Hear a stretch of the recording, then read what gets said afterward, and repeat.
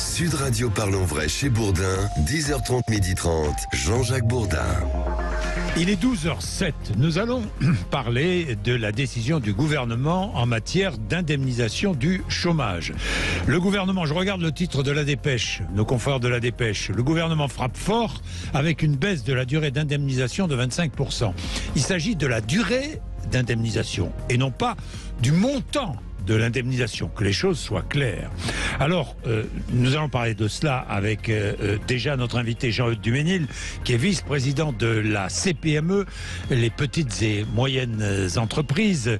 Le gouvernement estime que quand le marché de l'emploi est au beau fixe, il faut limiter la durée d'indemnisation, et quand le marché de l'emploi n'est pas bon, il faut garder une durée d'indemnisation plus longue.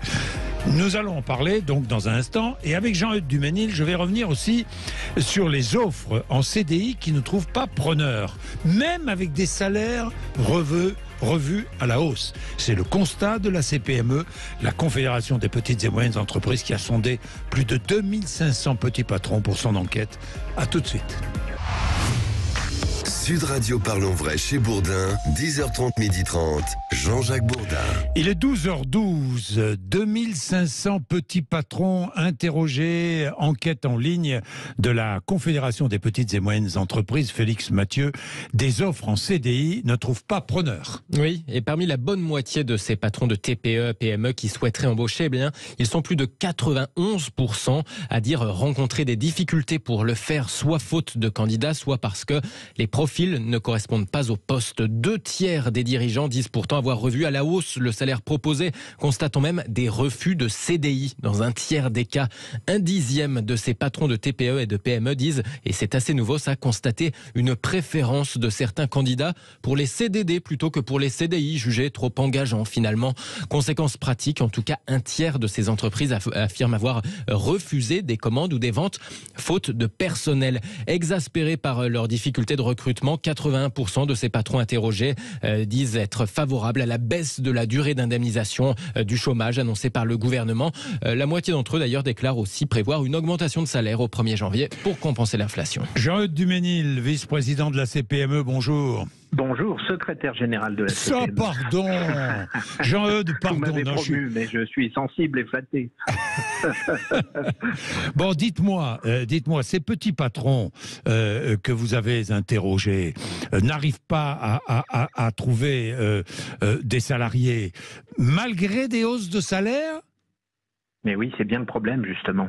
Oui. Et donc, on se retrouve dans une situation folle où on a, et c'est le ministère du Travail et les chiffres officiels, plus de 360 000 offres d'emploi qui restent non pourvues depuis plus d'un an, alors que dans le même temps, il y a encore 2,5 millions de personnes qui sont chômeurs indemnisés. Donc là, on voit bien qu'il y a quelque chose qui colle pas. Il faut évidemment intervenir. Et c'est le sens de la réforme qu'a lancée le gouvernement en modifiant la durée d'indemnisation. Et alors après, ce que vous disiez tout à l'heure est très juste, c'est que on n'a pas touché au temps nécessaire pour être affilié à l'assurance chômage, qui restait le même, et surtout, il n'a pas été touché non plus au montant de l'indemnisation. Et ça, on ne souhaitait pas, nous, qu'il y soit touché, parce que quand vous n'avez pas de boulot, c'est pas facile de vivre non plus avec une indemnisation chômage. C'est évident, mais Jean-Eudes Duménil, je m'attarde quand même sur ces 360 000 offres d'emploi non pourvues. Pourquoi non pourvues ? Parce qu'il y a un manque de formation dans ce pays et que beaucoup de personnes ne viennent pas chercher un emploi parce qu'elles ne se sentent pas formées pour ça. Ça existe, ça, Jean-Eudes Duménil ? Oui, bien sûr, vous avez parfaitement raison. Il y a une question d'orientation, il y a une question de formation, donc d'une manière générale d'inadéquation entre ce que recherche le chef d'entreprise et les candidats qui se présentent. Vous avez tout à fait raison, c'est un point clé sur lequel on peut agir d'ailleurs, même si quand on parle d'orientation, c'est sur plusieurs années qu'on voit les résultats des actions, mais il faut le faire. Il y a certainement aussi pour certains métiers des questions d'attractivité de ces métiers, de conditions de travail horaires ou de salaire, même si on voit que de ce côté-là, il y a beaucoup d'améliorations et les entrepreneurs ont bien compris et travaillent à la fois sur l'attractivité des métiers et sur le niveau de rémunération. Et puis après, il faut aussi dire les choses. Et il y a une difficulté parce que dans certains cas, vous gagnez la même chose en travaillant ou en ne travaillant pas. Et c'est vrai en particulier pour les plus bas salaires. Est-ce qu'il y a un problème de mobilité aussi, Jean-Eudes Duménil? On dit souvent qu'en France, les salariés ne sont pas très mobiles. C'est vrai ou pas? Oui, c'est vrai. Ça on l'a déjà constaté. J'ai en tête une entreprise qui se trouvait dans le Maine-et-Loire où il y avait une 50aine de salariés. Oui. Et cette entreprise devait déménager son établissement, qui était un établissement de production, et aller à une 50aine de kilomètres. Donc il a été demandé aux salariés, ils avaient la possibilité d'accepter ou de refuser. Il y avait à peu près une 60aine de salariés. Il y en a 3 qui ont accepté simplement. Oui, mais Donc, Jean-Eudes Duménil, hein. Ça coûte cher de rouler. Ah oui, aujourd'hui, oui, Oui. ça c'est vrai. Mais au-delà de ce qui se passe aujourd'hui avec le prix du carburant, cette difficulté à mobilité, c'est malheureusement une particularité française. Et puis, il y a aussi quelque chose d'assez nouveau, et ça, les salariés, ils sont absolument pour rien, c'est la question du logement. Et ça, on commence à le voir arriver dans les enquêtes où il y a tout simplement des entreprises qui n'arrivent pas à trouver de salariés parce que les salariés ne peuvent pas se loger dans les environs de cette entreprise. Oui, d'ailleurs, la question du logement, qui est une question essentielle, clé, dont personne ne parle, c'est vrai, on parle très peu du logement, malheureusement, en France, alors que ça recouvre beaucoup de problématiques. Jean-Eudes Duménil, autre chose aussi, certains candidats préfèrent des CDD à des CDI. Alors ça, c'est quelque chose d'assez nouveau, parce que historiquement, tout le monde avait bien en tête que les salariés, quels qu'ils soient, cherchaient un CDI, parce qu'un CDI, c'est synonyme de sécurité, parce qu'un CDI, ça vous permet de décrocher une location, ça vous permet d'ouvrir un compte bancaire, et j'en passe les meilleurs. Bon. Et là, on s'aperçoit dans l'enquête qu'on a faite que 11% des dirigeants, quand ils cherchent à recruter en CDI, se retrouvent dans les situations où en fait les personnes en face préfèrent des CDD, donc des contrats plus courts. Et dans certains métiers, en particulier l'hôtellerie et la restauration, cette proportion monte même jusqu'à 26%. Donc ça c'est probablement un changement en profondeur. Est-ce que c'est à la suite du Covid? C'est possible. En tout cas, c'est une inflexion qui, à mon avis, est très importante pour la suite. Est-ce que certains patrons ne paient pas mieux un CDD qu'un CDI?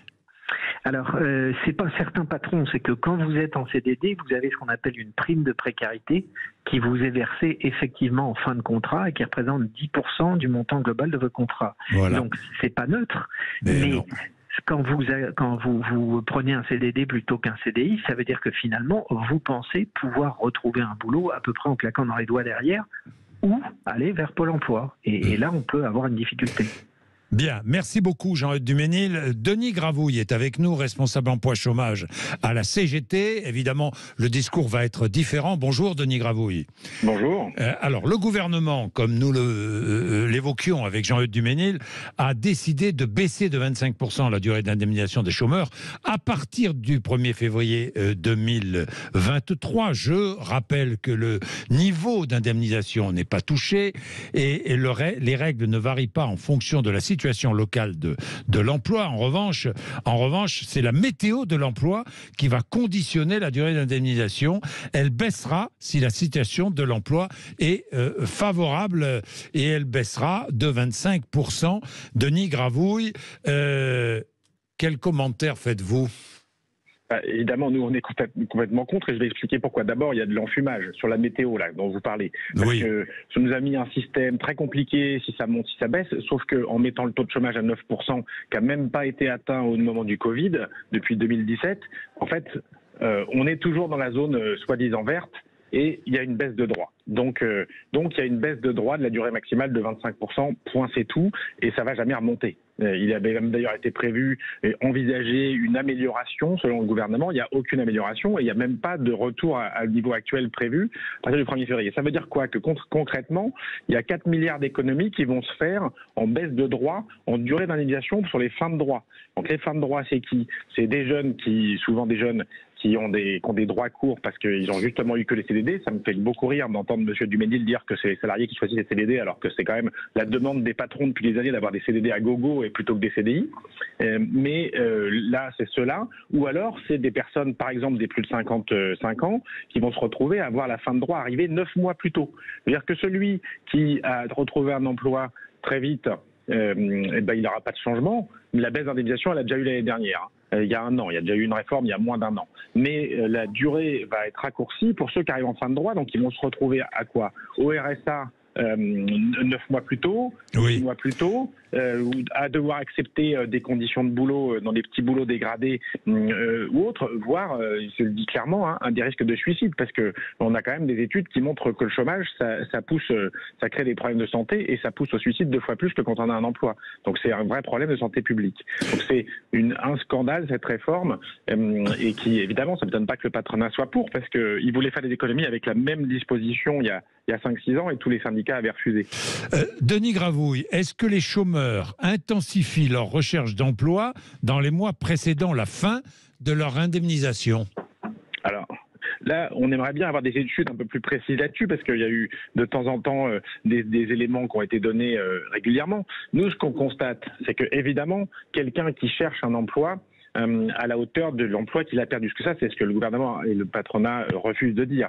C'est que généralement, quand on retrouve un emploi assez vite, on retrouve un emploi pas loin du salaire, ou même mieux que le salaire qu'on a perdu, ou de l'emploi qu'on a quitté. Quand on est en chômeur de longue durée, quand on est là depuis 2 ans, on cherche, on trouve pas, il n'y a rien dans votre région, il n'y a rien dans votre métier et autres. Et là, quand on voit arriver la fin de droit, on va prendre ce qu'il y a, mais on va prendre quoi? Des emplois précaires qui correspondent pas à ce qu'on voulait. Donc c'est bien un des effets de cette réforme, outre le fait que ça fait des économies considérables sur le dos des fins de droit, c'est de pousser à prendre des emplois très dégradés. Et le patronat qui a soi-disant des problèmes de recrutement... non, pas soi-disant, il y a beaucoup d'offres d'emploi non pourvues. Non, les offres d'emploi non pourvues, parlons-en. On en parle, ça fait des années qu'on en parle. C'est pas maintenant. Les 300 à 400 000 emplois non pourvus, ça fait des années. Je m'étais empaillé avec le ministre de la Culture, du Travail, il y a 20 ans de ça. Il y a toujours des emplois non pourvus. Il y a des emplois non pourvus, pourquoi? Ça a été regardé, il y a 300 ou 400 000 emplois non pourvus, soit parce qu'il y a des problèmes de formation, ça a été un peu dit, soit parce qu'il y a des entreprises qui renoncent, la moitié d'entreprises, c'est des emplois pour lesquels ils renoncent, soit parce que c'est des métiers très très qualifiés.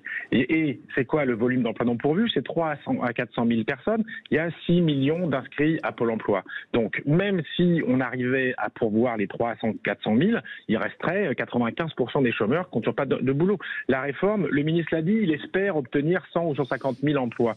Mais ça, c'est les prévisions économiques avec ou sans réforme. C'est pas la réforme. Il n'y a aucune baisse des droits qui va créer des emplois.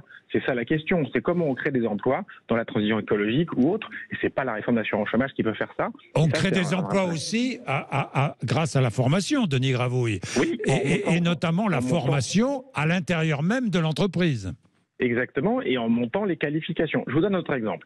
Les dispositifs qui ont été épargnés par la réforme qui est annoncée là hier, il y a le contrat de sécurisation professionnelle. Ça concerne 60 000 personnes qui sont en général des licenciés économiques dans les entreprises de moins de 1000. Le textile, l'agroalimentaire ou autre. Là, pendant 1 an en CSP, on a 95% de son salaire, on a une formation qualifiante pendant jusqu'à 1 an, et on est suivi par un conseiller qui a que 30 ou 40 personnes à suivre contre 200 quand on est à Pôle emploi en dispositif normal. Donc évidemment, on ne le rencontre jamais son conseiller quand on a besoin à Pôle emploi ou très difficilement. En CSP, on peut. Le taux de retour à l'emploi après un CSP, il est 2,5 fois celui du taux de retour à l'emploi. Parce qu'il y a eu une qualification et un meilleur retour à l'emploi. C'est ça qu'il faut étendre. Mais plutôt que de massacrer les droits des chômeurs, donc il faut les analyser correctement, les former et les accompagner. Et ça demande des investissements. Et c'est le contraire de ce qui a été fait hier. Merci Denis Gravouille, dans tous les cas, de vous être exprimé sur Sud Radio. Toutes les voix, encore une fois, s'expriment, vous l'avez constaté. Ici, on donne la parole à tout le monde, vous aussi, 0826 300 300. Je voudrais encore une fois vous remercier pour vos interventions et surtout vos témoignages. Et vous savez, on a beaucoup parlé, ça a beaucoup appelé, on a beaucoup parlé en début d'émission question de la fin du mois, de ces fins de mois si difficiles pour beaucoup. Nous sommes le 22, beaucoup se retrouvent en rouge à la banque, beaucoup n'ont plus rien pour boucler leur fin de mois. Les fêtes de fin d'année, on va en reparler. Comment allez-vous faire? Évidemment, je ne vais pas faire de catastrophisme ici. Je voudrais que les choses soient dites et clairement dites. Et vos témoignages nous aident à comprendre ce qui se passe. N'hésitez pas. Tous les jours. Après-demain, nous serons au Salon des maires. Demain, nous allons parler de l'uniforme à l'école et à l'université. Vous avez vu, il y a plusieurs voix, à la fois dans l'opposition et dans la majorité, qui demandent la mise en place d'uniformes dans les établissements scolaires et universitaires. Eh bien, nous en parlerons demain. Ce sera notre débat entre 11h et midi. Et jeudi, je serai en direct du Salon des maires. Il est 12h26. Merci de nous accompagner sur Sud Radio. C'est l'heure d'André Berkoff.